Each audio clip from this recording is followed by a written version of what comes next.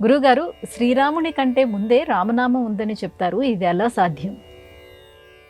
వేదంలో 7 కోట్ల మూల మంత్రాలు ఉన్నాయి. ఆ 7 కోట్ల మంత్రాలను 3గా విభజించారు.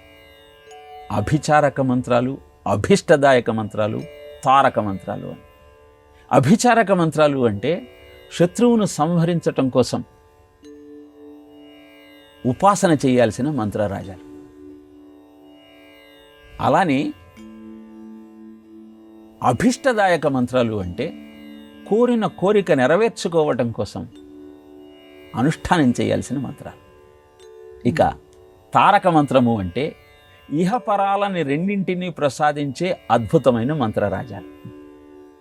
అలా 7 కోట్ల మంత్రాల యొక్క చర్చ వేదంలో కొనసాగుతూ శివమంత్రమునకు మా జీవము, మాధవ మంత్రమునకు రాజీవము. ఈ ఘనతను తెలిపిన ఘనులకు మొక్కెద అంటారు త్యాగరాజస్వామి వారు. రామనామం అనేది నారాయణ అష్టాక్షరి, శివ పంచాక్షరి మంత్రాల రెండింటి బీజాక్షరాలను, ప్రాణాక్షరాలను గ్రహించి రామనామంగా తారక మంత్రంగా అవతరించింది.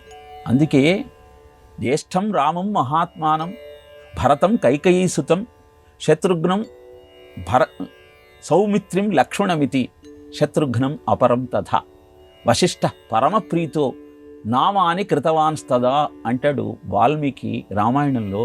వారికి నామకరణం చేసే సమయంలో, రామనామాన్ని పెట్టే సమయంలో వశిష్ఠుడికి చాలా ఆనందం కలిగిందిట.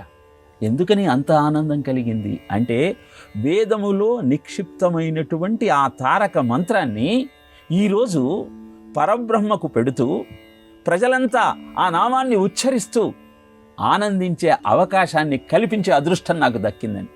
రామామృక్కులు నీదు నామమునకున్ రమ్యాంఘ్రి పద్మాలకున్ శ్రీమన్ మంజులమైన మేనికి ధనుర్లీలా కళాకేళికిన్ నీ మర్యాదకు ధర్మనిష్టకు రసోద్వేలంబు నీగాధకున్ ప్రేమన్ నీ పరివారమంతటికి శౌరీ రామచంద్ర ప్రభో, శౌరీ రామచంద్ర ప్రభో. వాల్మీకి కూడా రామాయణ రచన చేయటానికి స్ఫూర్తినిచ్చింది ఆ రామమంత్రమే. మరా మరేతి జప సర్వదా అంటాడు కాంద పురాణంలో వాల్మీకి తన జీవిత చరిత్రను చెప్పుకుంటూ. ఇలా ఇత్యుక్త రామతే నామ వ్యత్యస్తాక్షర పూర్వకం ఏకాగ్ర మనసాచ్చైవ మరా మరేతి జప సర్వదా. నేను మరామరా అంటూ వ్యస్తాక్షరంగా ఆ నామాన్ని జపించినా అది రామాగా మారి నన్ను కాపాడింది. అలాంటి అద్భుతమైన రామనామము ప్రపంచానికి ప్రబోధం చేసేటువంటి తారక మంత్రం. అందుకే రాముడి కంటే ముందరే రామనామము మనను కటాక్షించిన తారక మంత్రం.